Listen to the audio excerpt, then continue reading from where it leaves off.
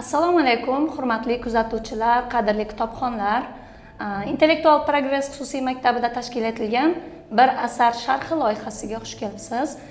Bizning bugungi mehmonimiz Intellektual progress xususiy maktabining 11-sinf o'quvchisi Alimbayeva Dilrabo.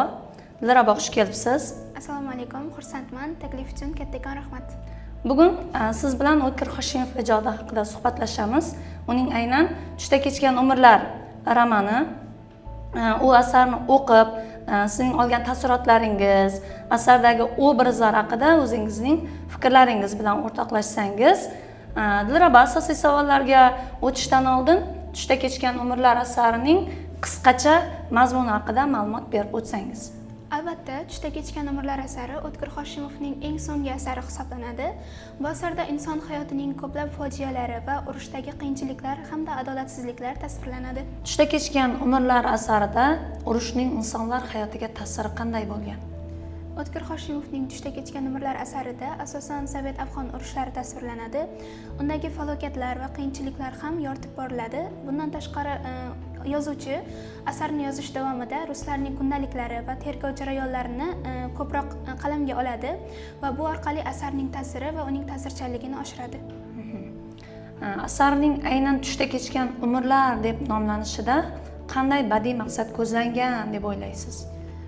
Birinchisi, asardagi qahramonlarning ko'pchilik voqealari sarobga aylanganligi bo'lsa, ikkinchisi ular hali bo'lmagan voqealarni tushda ko'radi. Tushda kechgan umrlar asaridagi obrazlar haqida to'xtalib o'tsangiz. Tushda kechgan umrlar asaridagi asosiy obrazlar Rustam, Shahnoza, Qurbonay xola va komissar hisoblanadi. Lekin asarning asosiy mazmunini keltirib chiqarishda Rustam va komissar obrazlari alohida rol o'ynaydi. Tushda kechgan umrlar asaridagi bosh qahramon, asosiy obraz Rustam obrazini yaratish orqali yozuvchi qanday g'oyani ilgari surgan? Rustam bu Sovet-Afg'on urushida qatnashchi hisoblanadi.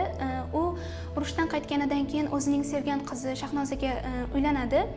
Lekin ular baxtli hayot kechira olishmaydi. Aniqroq qilib aytadigan bo'lsak, Rustam juda vijdonli va pok inson bo'lganligi uchun hayotning turli xil to'siqlariga chiday olmaydi va oxir-oqibat vafot etadi.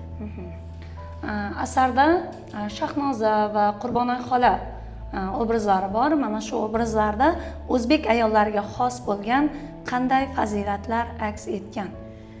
Qurbonay xola asosan qiyinchiliklarni matonat bilan yengib o'tgan ayol sifatida tasvirlanadi. Shahnozani ham shunday desak bo'ladi. Uning fazilatlaridan biri erining o'limida o'zini ayblaydi, garchi u aybdor bo'lmasa ham, va umrining oxirigacha o'zini ayblab o'tadi. Biz bilamizki, nafaqat badiiy asarda, kitobda, balki hayotimizda ham hamma narsa o'zining zidi bilan qiziqarli desak ham bo'ladi. Misol uchun, yaxshi yomon bilan, baland past bilan, uzoq yaqin bilan deganlardek. Badiiy asarlarda yozuvchilar o'zlari tasvirlamoqchi bo'lgan muhitda ijobiy obrazlar qatorida salbiy obrazlar ham o'zining asosiy o'rniga ega. Aynan bugungi Tushda kechgan umrlar asaridagi fojiaviy obraz sifatida tasvirlangan komissar obrazi haqida nimalar deya olasiz?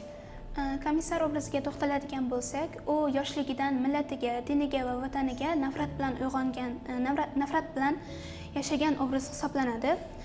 Bundan tashqari ko'pchilik kitobxonlar uni 70 yillik zulmatning qahramoni deb ham tasvirlashadi. U o'zining vatandoshlari va qishloqdoshlariga juda ham yomon ishlar qiladi. Bundan tashqari ko'pchilik halol va pok insonlarning o'limiga sabab bo'ladi. Shu sababli ham ko'plab kitobxonlar unga nafrat ko'zi bilan qaraydi. Demak, bu obrazlar, ijobiy obrazlarni ko'rdik, hozir asarda salbiy obrazlarni ko'rdik.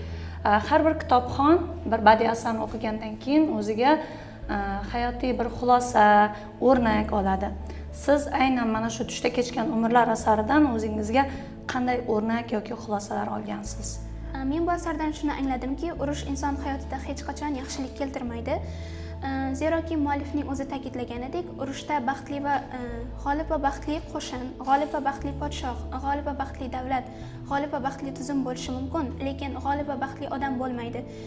Negaki urush odamni odam o'ldirishga majbur qiladi. Odam o'ldirgan odam esa hech qachon baxtli bo'la olmaydi. Rahmat Dilrabo, bugungi sizning qisqacha mana shu obrazlar, asar mohiyati haqidagi fikrlaringiz boshqalar uchun o'rnak bo'ldi yoki foydali ma'lumotlar bo'ldi desak aslo mubolag'a bo'lmaydi. Kitobxon do'stlaringizga qanday maslahatlar berasiz? Kitob insonning dunyoqarashini kengaytiradi va uni yangi hayotning qiyinchiliklariga tayyorlaydi hamda yaxshi inson bo'lishga chorlaydi. Shuning uchun ham aziz do'stlar, sizga ko'proq kitob o'qishni maslahat beraman. Azizlar, siz hozir bir asar sharhi loyihasini tomosha qildingiz. Bilamizki, har bir kitobxon haqiqiy badiiy asarni o'qiganda o'zining har bir insonning shaxsiy his-tuyg'ulari, shu asarga bo'lgan shaxsiy munosabati bo'ladi. O'tkir Hoshimovning Tushda kechgan umrlar asarida voqealar shu darajada real va jonli tasvirlanganki, uni o'qiyotgan har bir kitobxon mana shu ichidagi voqealarda o'zi bevosita ishtirok etayotgandek o'zini his qiladi va o'zi yaxshi ko'rgan obrazlari bilan birga quvonadi, birgalikda xafa bo'ladi. Mazkur asar, ya'ni Tushda kechgan umrlar romani urush voqealari, inson qadri, muhabbat va vijdon masalalarini ochib beruvchi buyuk bir ma'naviy xazinadir.